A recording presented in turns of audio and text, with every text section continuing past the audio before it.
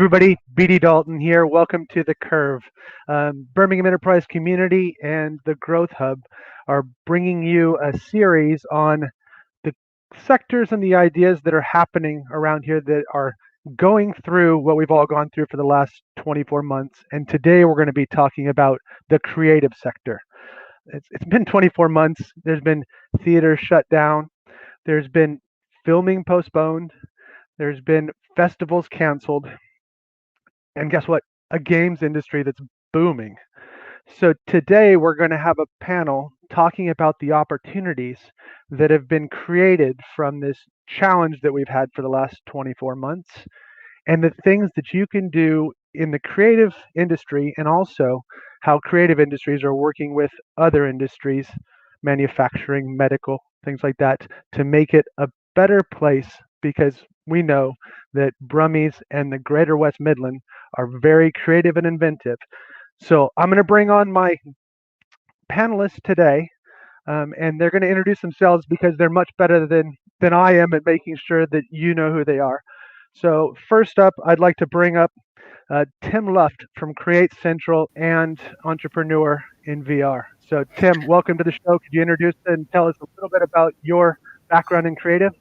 Hi, Barton. Thank you very much for that. And hello, everybody. Yeah, my background has been very much on the digital side of the creative industries, AR and VR predominantly. I've worked in the industry for 20 years, obviously VR probably for the last 6 years. So I've set up companies that have exploited the opportunity of virtuality predominantly for teaching and learning. And from my current business, which was a VR company that's become part of a talkout group, which is very much using VR for good, teaching, learning, training, tackling quite big areas such as mental health, diversity, etc. Also, I'm really passionate about the West Midlands. I lived here. I've been to university here. I've worked here. So with Create Central, which is a really newly formed trade association, which I think is absolutely key for our sector. I'm looking to provide help where I can to encourage innovation in the space.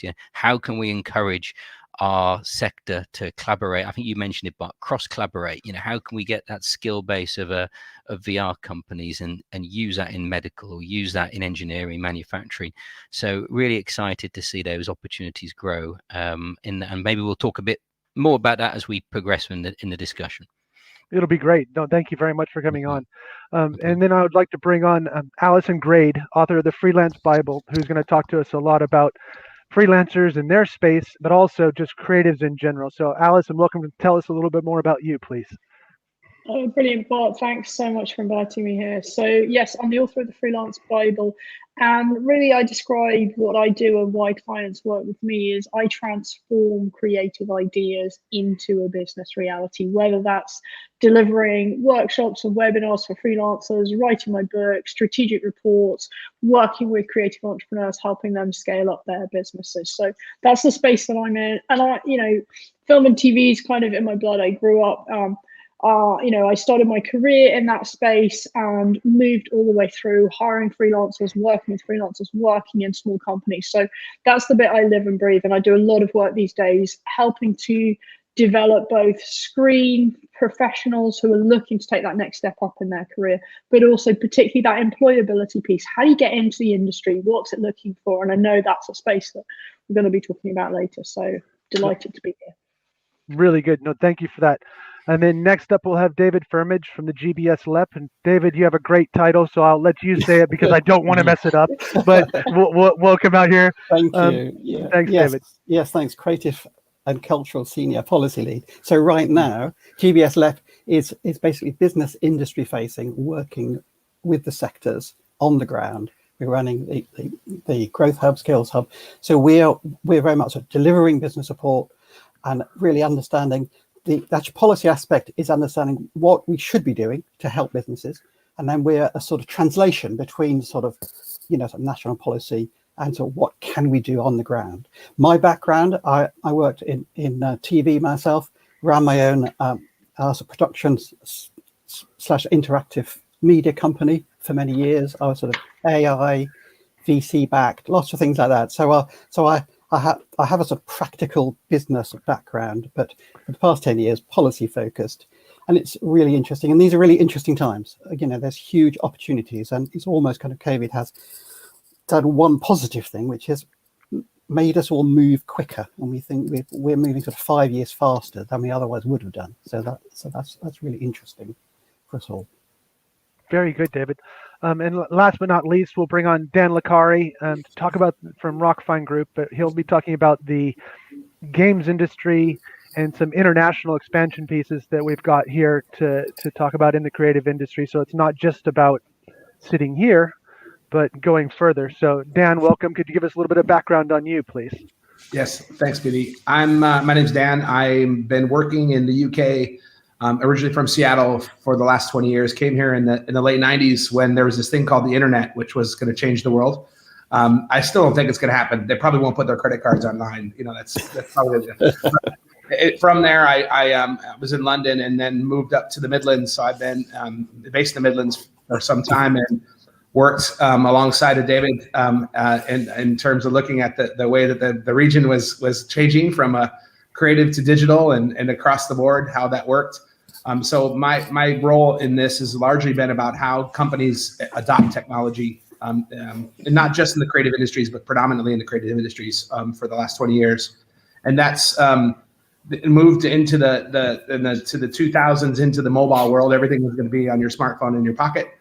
And I think over the last 15 to 20 years, it's about how the convergence of these different mediums are coming together. And I think lots of opportunities, especially for the creatives, because I think that there's been a realization across the board of how much the creative industries contributes to the economy.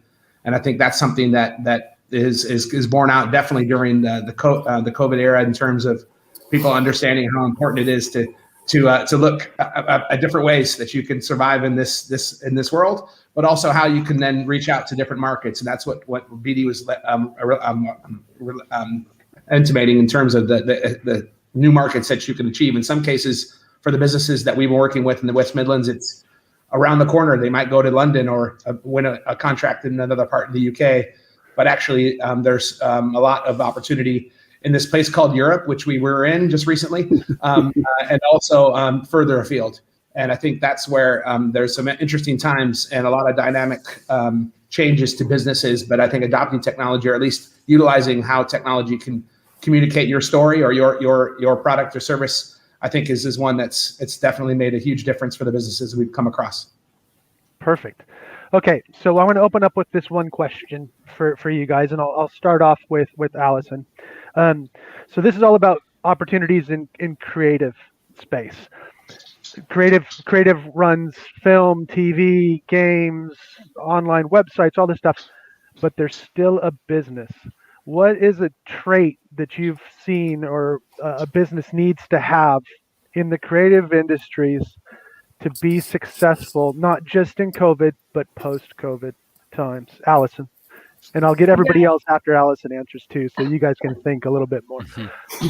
Oh, cheers. I'm on the spot here. No, I'm very happy. I think, for me, I spend a lot of time talking to creative freelancers and creative businesses all about, why do they add value? Why is a client going to work with them? And being able to explain the value piece that they deliver. So thinking about it from your customer's point of view. So we don't talk about what we do, we talk about why we do it. I love the work of Simon Sinek, who wrote Start With Why. If you haven't read it, you've got to read it. You've obviously got to read the Freelance Bible, but that's by the by. No, but it is about, why do I add value? If I can't explain to a client why I can add value to them, then I can't make a sale really, because it's not about what I do, it's about why. So that's the piece that has absolutely stayed constant for me through COVID and will do. That's awesome. No, that's awesome. And I think that's the funny thing is, it doesn't matter if it's creative or if it's services or whatever. If you can't tell people what your value is, it doesn't matter, does it? Because they won't buy it unless they desperately need it. We'll go to you, David, next. Your trait of a business pre and or during and post COVID. Yes. So really, I think we know creatives are highly ambitious. They like change. Just to skip all the sort of what's been happening during COVID, we can certainly come back to that. There's a real chance now to sort of rethink where they're going. What we're hearing is sort of many businesses have said, actually, this is a chance to change our staffing and our skills and to rethink what we do. And I think there's a tendency with creatives to sort of do their day job and not sort of manage things really well. There's an issue there about sort of stepping back. So I think the actual key thing is making time to sort of step back, reevaluate, because there are really more opportunities now than ever, a chance to sort of reconfigure how they actually function. Often many businesses, there's online tools and things that they actually could have adopted but haven't because they haven't had time. So there is a real sense now, I think, of sort of rethinking for the future. The other big thing is the blurring of silos. We're seeing that there were kind of TV silos, game silos, and now you've got some new markets, sort of experiential VR, things like that. There's a lot of things going on, sort of bringing together games, theatre, other things. And again, it's spending time thinking about actual market opportunities and also collaborating. And that's a key thing, I'm sure we'll all say, making time to collaborate, seek support, and sort of jump into trying something new. Don't steal my next question. But yeah, that's great. No, it's good. Sorry. No, it's really, you're good. You're thinking ahead. It's great. And I also, if people haven't checked it out, the LEP is providing a lot of resource right now through a lot of different programs. So if you don't know that, I'm sure David will put in the chat the access to there, because there's a lot of programs out there that are just doing that and helping you step back and take a look at your business, creative and other. So Tim, over to you, that trait that you see that businesses need, and especially creatives, that they don't think about. Yeah, I think where COVID has changed the game somewhat is we've all been forced into technology, whether we liked it or not. And if there's ever an opportunity for the creative industries to come up with clever, disruptive, innovative ways to deliver product, now is a good time to do it. The adoption of VR went up 350% during COVID. AI, massive opportunity for the creative industries to really shine. So, in terms of that skill set, in terms of that ability to take your product, look at how that could be achieved cross-sector wise, look at the other sectors.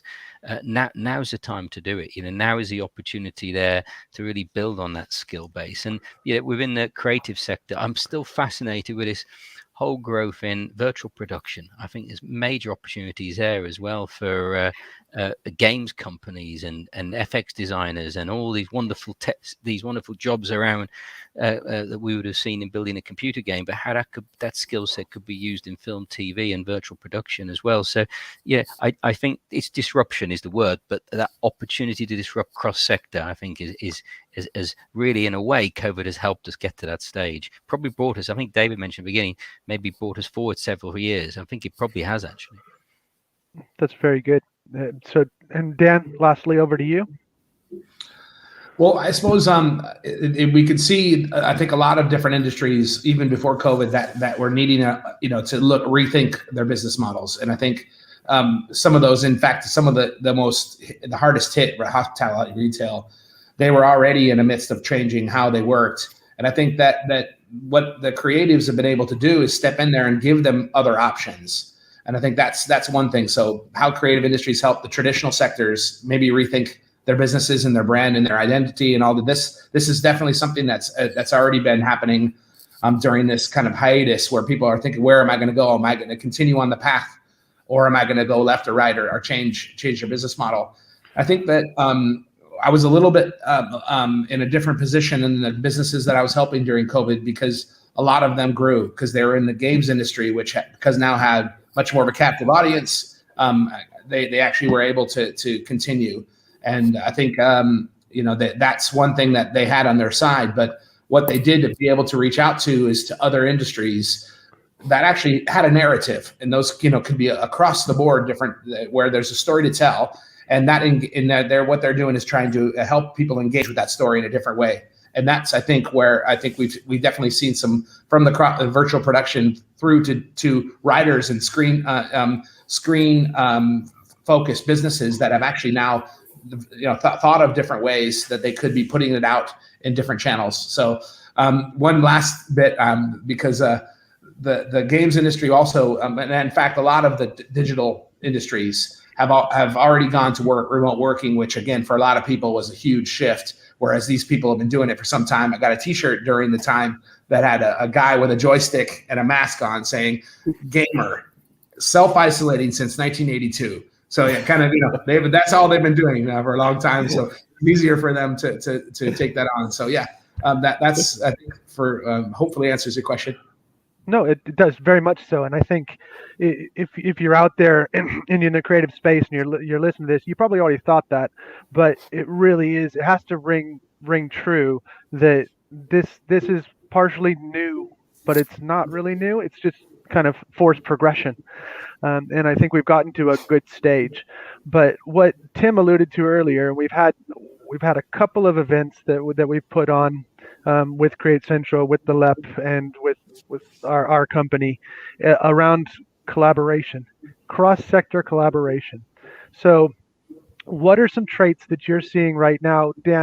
Tim, you were talking about wellness and VR. You were talking about, which is medical VR. What traits are some of the other sectors looking for when they're talking to creatives? And what should they be thinking about when they're going to have this new conversation into automotive or a new conversation into medical? What traits should they be looking for? I'll start off with you, Tim, and then I'll go to Alison after that. No problem. I think probably 3 or 4 areas straight away that I've seen and heard. I mean, one is training. That undoubtedly companies haven't been able to train face to face. They've been looking at new ways of engaging audiences, new ways of training staff. And whilst people in VR have been talking about it for many years, it's finally happened because people have gone and bought a headset, put it on. But actually, this could work really well. So that cross-sectorization in terms of, there we are, Bart's got one there. So that cross-sectorization in terms of training, absolutely. I think storytelling is a big area, whether that's mental health and well-being, whether that's, I know it's a trait of the creative industries, but to take that skill in actually telling stories and bringing that into companies to help market and develop product and get brand loyalty is really where I think it's so exciting to see the creative industries leading the way in that with other clients. It's I was fascinated to see even my local council in Shropshire advertising for Unity 3D developers to build VR applications. This is for a local authority. Now, that would never happen 5 years ago. It's because they recognize that ability in design, in storytelling, in creating. And these aren't for training products. These are for engagement products. These are ways to engage the general public in a way that they haven't done before. So I think number one, storytelling. Number two, tech training are probably your 2 big cases. And then operationally, this is where, in terms of an operational tool, a tool to help. This is where health sector is so exciting. I'm not talking about a health device, but a way we've seen this massive growth in technology to monitor illness, monitor health. The VR and AR industry has a massive role to play in helping doctors, because are people ever going to get back to fully face-to-face? I'm not sure. There's still apparently 50% of doctors still haven't seen a patient yet. The world has changed. Are we going to get back to that, or are we going to be looking at technology to actually maybe not replace face-to-face? You still need that diagnosis, but can this technology play a role to track and monitor patients' well-being over time? And that's so exciting as well. So, and the West Midlands, we've got those clusters. We've got the game sector, we've got the VR sector, we've got a massive cluster in Birmingham around health and well-being. Pulling the dots together, I think, would be really exciting, and we'd be the first region to really embrace that. So that's where, I'm keen to look at and keen to sort of see how next week, obviously Birmingham Tech Week, be fascinating to see what sort of discussions take place then around the cross-sectorization of the industry. And on that storytelling side, creative can be the glue that brings all this stuff together, because it is the story. I'm not trying to take away from Alison, because I'm sure I just probably took her headline, but we can be the glue. This is the thing. This is probably why we are the last of the series on the curve, is because we can actually be the overarching glue for the curve to come together. So over to you, Alison. Yes, well, you did steal my line, because I was going to talk about narrative and audiences. So the telepathy's working here. It's COVID. Yeah. Don't share that with me over the I'm not going to share it with you, believe me. So that narrative piece, absolutely, that's what creatives do. It's all about that narrative storytelling, that engagement, understanding their audience. But I guess let's if I just take a step back and think about what creatives do and the space that they sit in, I think that really adds to this concept. Because, you know, if you sit in a TV production company and your business is making screen content, you know, your currency are your new ideas. So every day you're coming up with a new idea, a new program idea, a new format, a new script content, or whatever it is. So you're very rarely selling the same thing twice. Your currency is your new ideas. And contrast that to more industrial sectors and things like that. If you're making cars, you're selling the same model over and over again. So I think that creativity, that new thinking, that always looking where's the trend going, where are the audience going, what are they going to want to hear at this point, all of that brings a whole new way of looking at the world to other sectors and really starts to if you like, be the grit in the oyster. If you're putting those sectors together, ask questions, see things in different ways. We join the dots up in different ways. So bringing creative into other areas to ask questions from a different perspective can open up all sorts of dialogues. So I think if narrowing that down, because that was a huge thing, an amazing spot, is asking better questions of the other sectors, asking better questions, which then leads to a better narrative. Comes back to that, and it kind of flows on from Tim to Alison. So the question comes back to collaboration. What skills are the other sectors looking for from us as creatives to make things come together? So Dan and then David.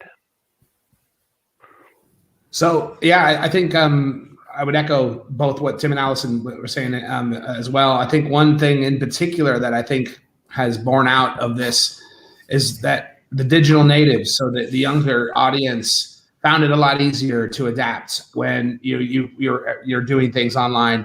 And I think at the end of the day, a lot of what the industry is and other industries, more traditional industries, have actually really tried to understand is how do we tap into that audience? How do we understand? How do we communicate with the younger audience? And for loads of different products and services. And I think that is one of the ways that I think what's come of this is that even some of the older creatives understand that the youth market it actually drives a lot of the way things are consumed.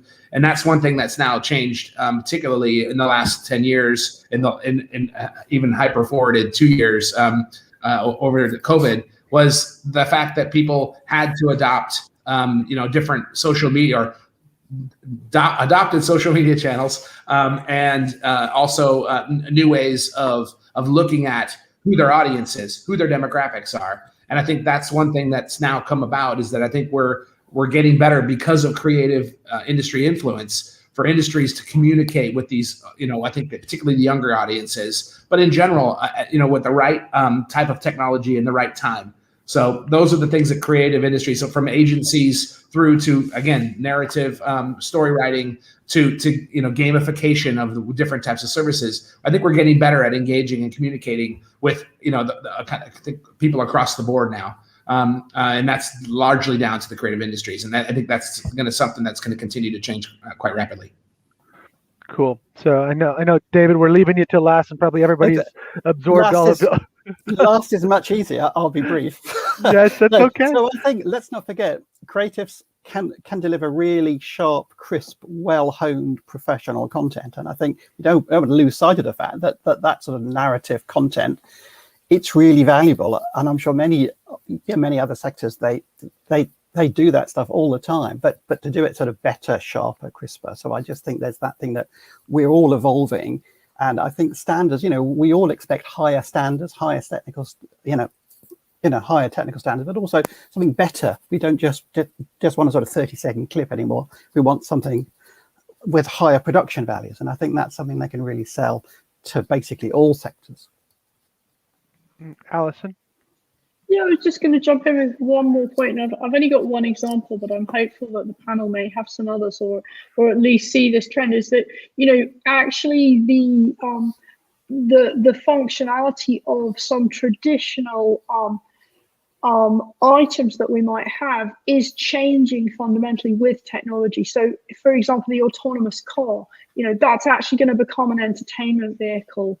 Ultimately, the moment we're not driving it ourselves, we're going to be wanting entertainment in there. And that's a really exciting space to go, okay, so if the way that cars are an entertainment center, what's the next thing beyond that? How does technology develop to bring creative absolutely smack into the heart of that in a very different way? So I think that's another question we can look at in that collaboration piece, is the change in use of something or the needs for delivering that. Sorry, I just wanted to jump in with that before we moved on. No, and actually that all, and leading on from David's question and yours is it okay?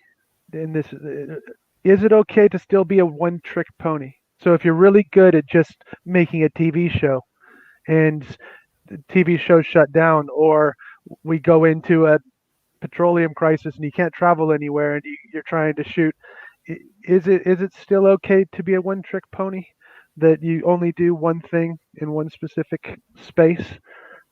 David, we'll start off with you since you got to go last. Well, one trick, I would say that if you are sort of one trick, you need to make sure that you're sort of refining that trick. You're not standing still. You're not doing it as you did it like 3 years ago. I think there's room for that, but obviously for growth, the real interesting opportunities is this kind of merging across, and the whole kind of career tech space idea, the intersection of tech and creative. There's a lot of really new interesting spaces. So there's a lot of scope there, and who will habit those spaces? Well, those people who are at the top of their game in each area. So I think I think you could certainly be one trick, but also use that to sort of, you collaborate with others and then deliver something new. Perfect. Dan, we'll go backwards. We'll go backwards around. So we'll go back over to you. Mm-hmm. So yeah, I think. What I would normally tell businesses, especially if they're limited in time and resources, to focus on the thing they do well. And I think so. I wouldn't say that that someone that does TV production as their main core business that should now just run off and learn how to code so they could become a game developer. I actually think if their bit is around the story, and find someone that might be able to make that story come out maybe in a different way. If the industry changes and all you're looking for are people that can commission this, as opposed to finding other ways to get the story out, and that can be a number of different ways now. So I think, again, focusing on what you do well is I think how you make the most of your skills, but finding the right partners that can maybe add value or also take that that trick and refine it, as said, find another way to ensure that you can make maybe different additional revenue streams, or make a comic book out of it, make a game, a lot of different avenues that I think now people have had a chance to look at, and I think you're seeing more of that cross fertilization between the different subsectors for sure. That will be good. Okay, over to you, Alison. So yeah, I'm very much on the same page as Dan there. I think you can absolutely be the one trick doing the thing that you do well, but you've got to keep an eye on who's going to value that. Your customer base may be changing. Absolutely. I've just had this conversation with somebody this morning who's a textile artist who's been doing sort of workshops and this, that, and the other. But actually, where are the customers now? Who's going to pay for that? Where's that game? What does that look like? So if you're a filmmaker or that producer, then who else? Maybe you're making content for DLR in their autonomous vehicles. That's, you still do what you do, but your customers are those people who are going to value your skills. That's change. That's what you need to be looking at. Where's the market going? How do I ensure that I'm in front of the right people and explaining why they need my services? That's good. And then Tim, we'll finish off with you. Yeah, I think quite simply, I do agree with my fellow panelists there. I think there's absolutely no problem being a one-trick pony in something you're good at. and become the best at it, whether that's programming, development. The only thing I will say about the creative, well, on the digital side anyway, tech changes really quickly. So whilst you can be a one-trick pony in terms of the skill base you've got, whether that's a programmer or developer, you're going to have to keep abreast of these changes, because you look at just the change in VR and AR in the last 3 years has been phenomenal. And the platform tech that you've got to be associated with, and you might need to get that knowledge base if you're looking at working in industry. You need to see where your customers, what platforms they're buying, what's the software that they use. So you can still be very good at your job, but I think as part of that knowledge, you've got to make sure that you've also got that wider knowledge of the platform around you. That's really good. It's and so yeah, I knew that the answer would be it depends, but I wanted to make sure. But the real big thing here that we've seen throughout the stuff through the WMCA, through the LEP, is this ecosystem starting to build, and we're starting to have more conversations between all of the different sections and figuring out, well, VR can talk to games, can talk to film, can talk to TV, and work together in those conversations. But so here's the thing: I've just won the lottery, and each of you get £1 million to invest in the creative space. What are you investing in now? You only get one option. You can't spread it. You can't. I'm a financial advisor. You can't diversify. You can only do it in one thing. So what space are you investing in right now? Dan, we'll go to you since you're set in Malta right now. It's not travel. Doesn't count, right? Sorry. No. So yeah, I would suggest that in terms of one area that I think we've all come across and have all seen grow, but now is at a really interesting inflection point is VR. And I think that's largely down to what Facebook did in terms of their investment in putting out the Quest 2, which I think for a lot of people, it was like when the Nintendo came out with the Wii, where you actually, the first time you had a grandmother boxing the grandson in the living room, and it was something that it was so simple and easy to do that it really brought, I think, a different perspective to it. I think that now is where VR can be. Instead of just teenage boys in their bedroom, there's so many different use cases to this. And actually, because the cost has come so much down, and a lot of creatives now are getting their hands on them and making some amazing interactions that aren't just games. Some of them are educational, and others are just providing a communication tool for businesses and schools that is what's clearly needed right now in terms of being able to get people back interacting, not just on flat screens as we're doing here. So I think VR would be the place I'd do it, and it would be more than likely be in a content house as opposed to technology or the hardware, because there's more and more hardware coming out, but they just still need good content. And so investing in VR content would probably be where I'd put my millions. Perfect. David? Unless you have more. Virtual production. I might have also said VR, but if we think about sort of volumes, sort of Mandalorian style, having sort of LED screens that mean you can shoot stuff, in camera without post.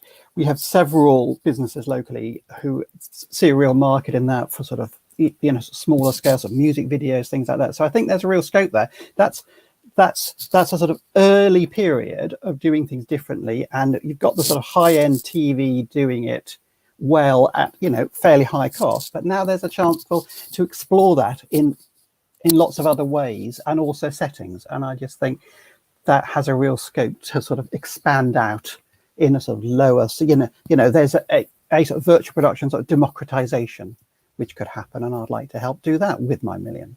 That's good. Okay, Alison? Sorry, just finding the unmute button there because I haven't had any practice for 18 months at all. So I've been thinking about this while the other speakers have been talking.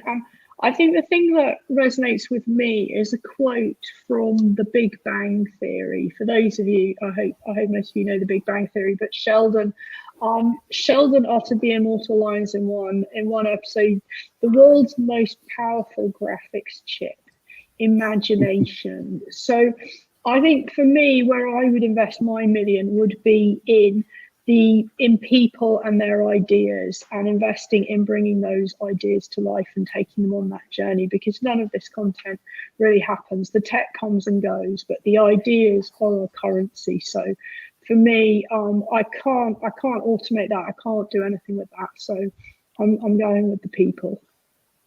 That works. Okay, Tim. It's interesting. See, I as you were talking, I think I might split my million, 300,000. No, you cannot. You cannot split it. Well, I was gonna put 300,000 each of the panelists and then retire. And What, on 100 grand. So you're gonna keep 100 grand for yourself. No, they're gonna I'm not giving you 100 grand. No problem. Okay. I tell you what I'm quite excited about at the moment, and I think it's early days, but it's got massive potential. Is something I don't get too techy, but I've experimented with this volumetric 3D photography.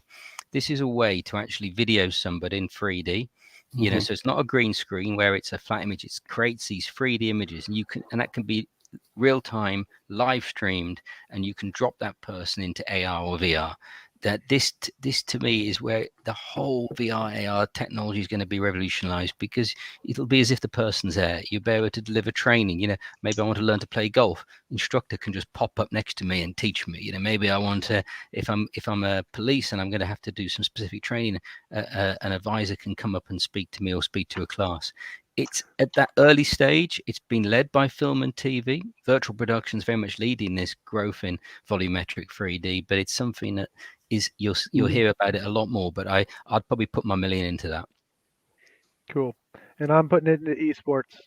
That's a good one. So you see, there's 5 really good ideas. I think we're all, yeah. They're all really valid. It was hard choosing this one. Because it's that leveler. It's that the esports is that leveler of, you don't have to be super fit. You don't have to be super tall, super short, super anything. You can be anybody you want to of any skill level, and you could be playing the best person in China versus the best person in the US versus the best person in the UK all at the same time, and you don't know who they are in the anonymity, but you can all be equals. And so it really takes that whole thing forward. And I mean, what, Tim, you were saying something about that Wolverhampton Wanderers, they have a fairly decent following for their esports league, don't they? Yeah, I think they're one of the biggest UK esports, but they've got 500,000 followers in China. So the fact that Wolves have done so well creating a following for their esports team in China is fascinating. I think we can learn a lot from that. Obviously, the slight difference in Asia is it's click per pay. People will pay to watch esports online, whereas a lot of esports broadcasting is free to view in the UK. So it's a slightly different business model, but nevertheless, it's become really popular for them. And I think other football clubs are jumping on this now quite rapidly. I mean, they've got teams, haven't they? Literally like football teams. You know, so well, I think Dan's ready to jump in. Dan's ready to jump in. Go, Dan, go. Yes. So it was real interesting, and one of the best examples of all the stuff that we've just been talking about is this convergence and the adoption of this metaverse. You know, the idea that people can go and have this fun in another alternate reality, and how it came together during COVID when, you know, Fortnite became this crazy game that was just a game, and then it was kind of overrun. I think a lot of expectations for whatever, you know, was. I think they said it was making 350 million a month at its peak, and that really I think shows, you know, from a free game, by the way, free to play. But the thing that I thought was the amazing bit was when it crossed over into film and music, because they would screen movies and they would run concerts in the metaverse and, you know, in the game. And you would have 10, 20 millions of people concurrently going into these platforms, watching this concert or watching this movie. And I just thought, this is just it blows your mind to think that you know, that it's a game now. Where really actually it's actually a theater stage. It's a social media platform that's now become, you know, a place where you can get content out in different forms. So something to watch as well, that idea and all these things. So all we need, David, is 5 million is what we're saying. 1 million each of each of these, and we're off. That's it. Well, and all this has kind of come together because the LEP's really focused on making sure the creatives get a voice, and we're getting that glue back together. The WMCA had the Creative Scale-Up program that kind of brought everything together and started this good conversation between all of these these people, because we have right now we've got all of us sat here from different backgrounds doing all this stuff, talking about creative, talking about this really thing about storytelling, about changing the world, saying good things, and changing realities. And that's really coming through, especially right now when we've got the Commonwealth Games coming to town. This is a great opportunity for us to showcase and show off what we do as a region, as an area, as a nation, and it's all of our jobs. So when you're looking at this, what's one thing you would kind of shout about from a creative point of view about Birmingham if you were showing a group of tourists around during the Commonwealth Games? So in a creative way, what was something that you would show, or how would you show some tourists around Birmingham? So have a think for a second. And while you're thinking, everybody, if you've got some questions, because we want to make sure that if there's any questions, we want to get it to the panelists, because you guys are out there. We've been talking to you the whole time, but we want to make sure that we answer anything that you guys have had. If it's something specific that's to your business, we'll try to pick it up offline and get it to the appropriate person or the appropriate channel. But this is really about creative, collaborating, and making things happen across all sectors, and being the glue of what makes Birmingham, West Midlands, and the greater GBSLEP area better. So, okay. So you're taking them around, David. You want to talk? So certainly we would be saying how this is a really young city region. So we have really brilliant young emerging talent. We would say it isn't just kind of one area. Games, brilliant, fantastic, but that we are a really wide set of areas. So design, marketing, music, crafts, jewelry. We have this massive diversity. So there's a sort of diversity in all ways. So I think that's one of the key things, and that diversity of thought means we can do more. We can sort of collaborate. We can start new things. So I suppose that is just, that's perhaps where I'd start. You'd be looking at your major sort of games company achievements. Perhaps by then we'd have our new TV studios around the corner. So we'd look at the creative content hub will be open for TV. So we'd look at where there's tangible things happening, and that great talent pool, and how that drives sort of new thinking, and that's why we think they should come to us. Perfect. Okay, Alison, you're next. Right. Well, I've been pondering whether I do an in real life thing or a virtual thing for this tourist, you see. So so if I was doing it in real life, you see, the food scene here in the region is fantastic these days. So I would go to all the different areas where there's really exciting creative things going on, and I would sit down with the tourists, and I would take them to a really great eating spot locally, and we would talk about the area and what is going on, and we would do that all around the region, because food doesn't half bring people together and engage and warm you up, and it's breaking bread together. So I would do that in real life, but I think we're missing a trick if we didn't go virtual with this as well, because that VR headset that you're talking about, this person doesn't need to be a tourist. They can be anywhere in the world. I can bring it to them. I can bring that experience of Birmingham to them to make them want to come here to create their content. So that's awesome. Okay, we'll go to Tim, and then we'll go to Dan last, since you're going to have to bring him back anyways from your Malta land. So yeah, no problem. I got a couple of ideas, actually. I think my first idea was, where would you, if it's a new tourist to the region, to the city of Birmingham, and they're interested in the creativity and creative, my first approach would be, let's take them to the custard factory. Let's go to an event there, and meet all these other creative little businesses that are there in this very unique cluster, because it is that, with all the bohemian feel and the quirkiness of that area of Birmingham, I do like that, number one. Or number two, and bear with me on this one, I'd go to the NEC. I'd find the most boring conference you could find. So, I don't know, something like accountancy, if there's apologize of any accountants in the audience, and I'd stick a creative business in the middle, because the opportunity they're going to get for their business is going to be phenomenal, because they'd be the most creative person in the room. They'd be able to showcase their talent, and they'd get a lot of work as a result of that. And the NEC down the road hosting events all the time, massive opportunity coming up from COVID. So I'll probably do a bit of a two-stage approach for our creative colleagues. Perfect. So over to Dan, and then I'm going to come back to David, because David's got an exciting one that he's going to bring back to us. He's actually printed the T-shirts already, so he wants to make sure that he can get them sold here. So go ahead, Dan. So yeah, it was actually coming to me because I think the Commonwealth torch is just about to set off. So I think I was thinking about what would you do if you were here in Birmingham, and what would people be seeing?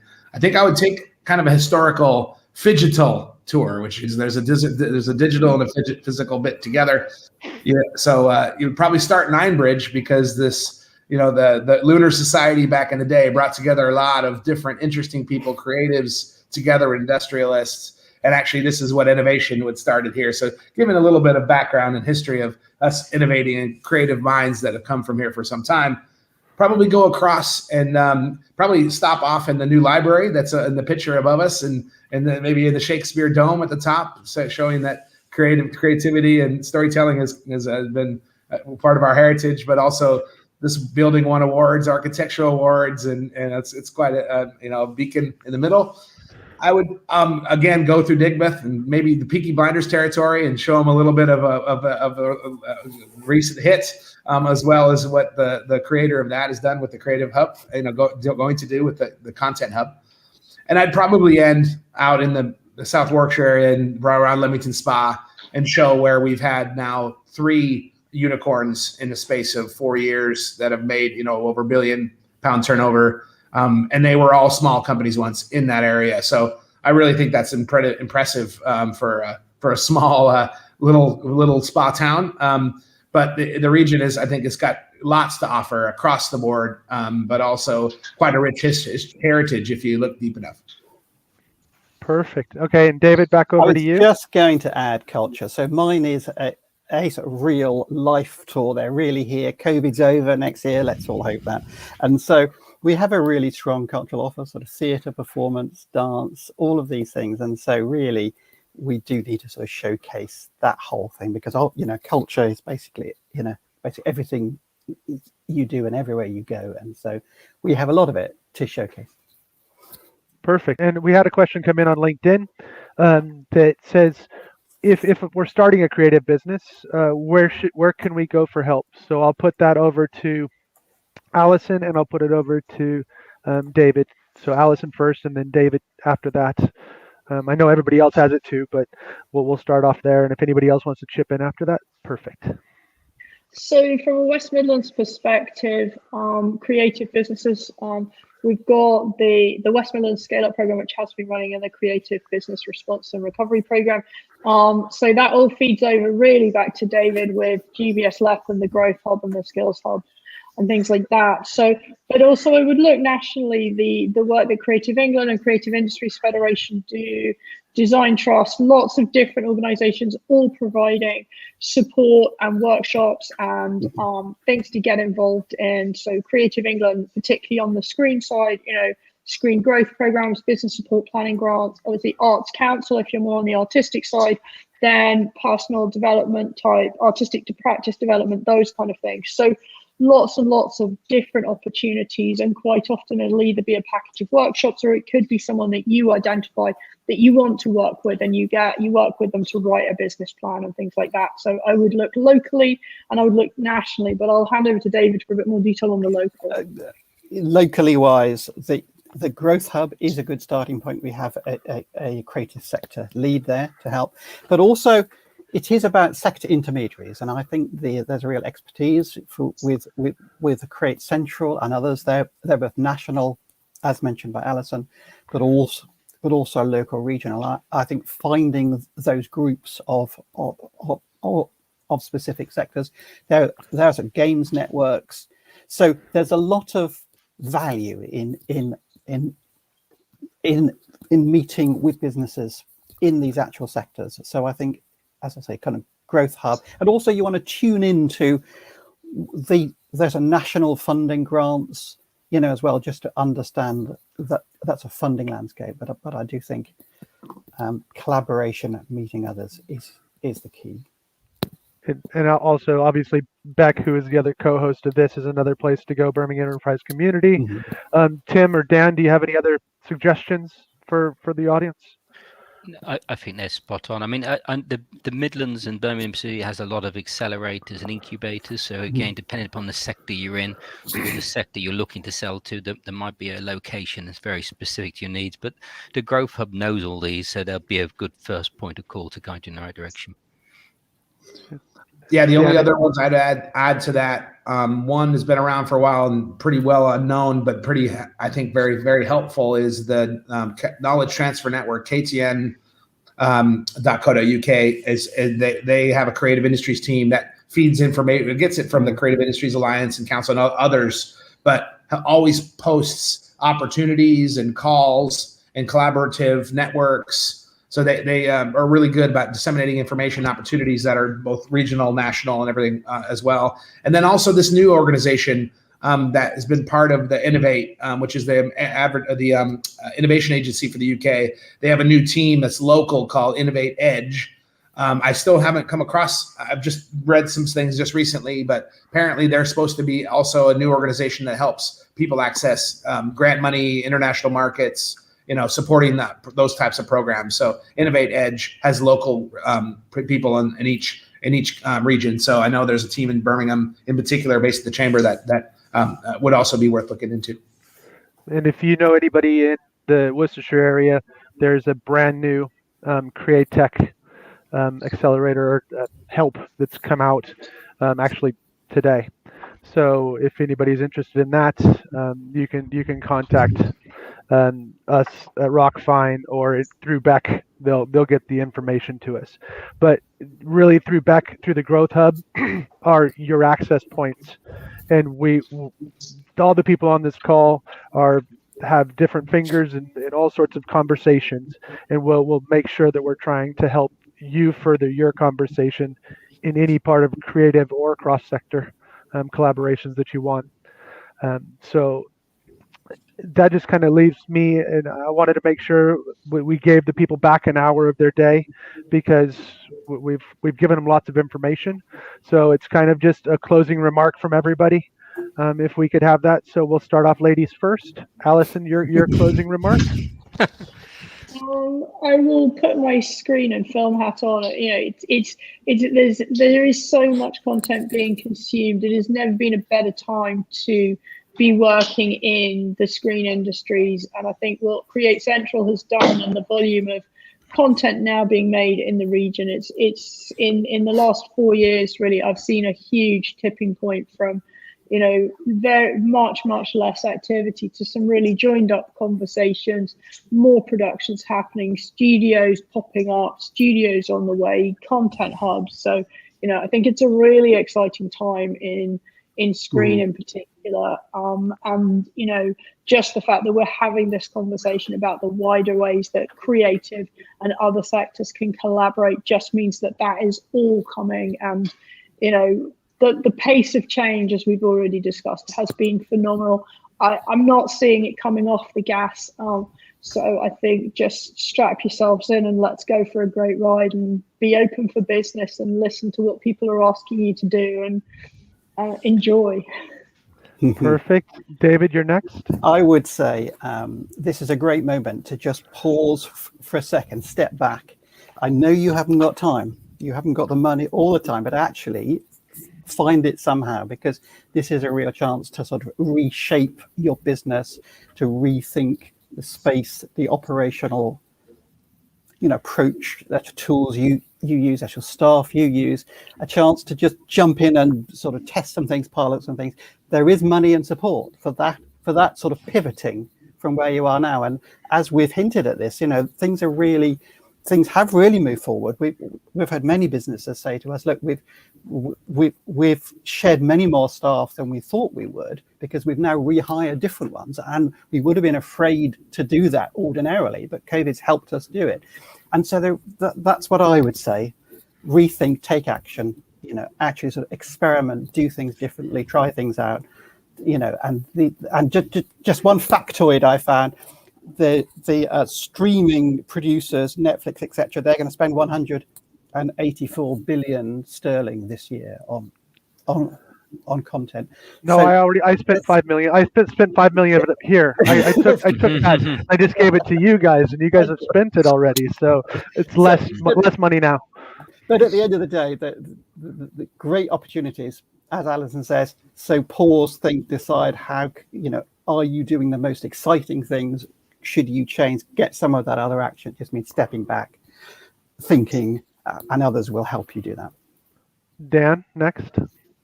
100% agree with what's been said so far, and I think that the one thing that we all have been able to do now, at least, is see how the effect is on both sides. And I think as we are starting to be able to move around more, I think it's actually getting out there and doing some of these networking things. I think is really important, not only just to do that sort of internal, what we're doing next, but getting input. And I think it's so much different when you're in person, because there's that serendipitous moments, that you have that you don't really have when you have a call and there's a focus and an agenda. Whereas when you're just meeting someone and chatting about where they're going, I think that's the bit that, by getting back out there and networking with other creatives, other businesses, I think that should also help, with some guidance, not just to find investment and clients, but really just to get some sense check of where things are going and maybe new ideas on which direction you might want to go. So, take advantage of the things that are coming along with Tech Week coming up, and obviously leading up to Birmingham next year. So I think there'll be quite a bit of opportunity to get and meet people again safely. Yeah. Mm-hmm. Tim, over to you. And finally, just to echo a lot of my colleague comments, but if you've got an idea in the creative industries, you've got a business you want to set up in the creative sector, if it's new, it's disruptive, you've researched it, do it. Now's the chance to do it. There will be funding for good ideas. There is support available. We need creators, we need innovators, we need people like you who are going to come in here and create those businesses that are going to actually get us out of what could be in a particularly tough time economically going for the next few years. So we absolutely would want to support people setting up these creative businesses of the future, because the design, the creativity, the storytelling, these are the skills that we've got and we can compete worldwide on. No one else can beat us really if we're good at these areas. And I'd absolutely echo everything everyone said. Do it. Let's do it. Use the support that's out there. Drive forward that business, because we'd love to support you and love to see the West Midlands lead in these sector areas. So it's exciting times, challenging times, I know, but exciting times nevertheless. Absolutely. In closing on all of that stuff, and the thing that Tim hit on and Alison hit on right at the very beginning of, there's creativity and there's business. And when you can take your creativity and turn it into a business, that's what you're all trying to do. Make sure that you're taking the advice from the people around you, all the services that you have available, to make sure you're building a creative business and not just a creative space for you to play around in. And you can do that, but it's going to be hard to be a creative business. And when you're going out to create these networks and you're going out to collaborate, remember the question is, what can we do together, not what can you do for me? Because when you go out networking and we're all in desperate times, we get to a scarcity mentality, which is, what can you do for me? Who can you sell for me? Can you buy from me? We need to change the question to, what can we do together to make things better? So today has been The Curve, presented by BEC and the GBSLEP Growth Hub. And I've had the illustrious Tim Luft, Alison Grade, Dan Licari, and David Furmage.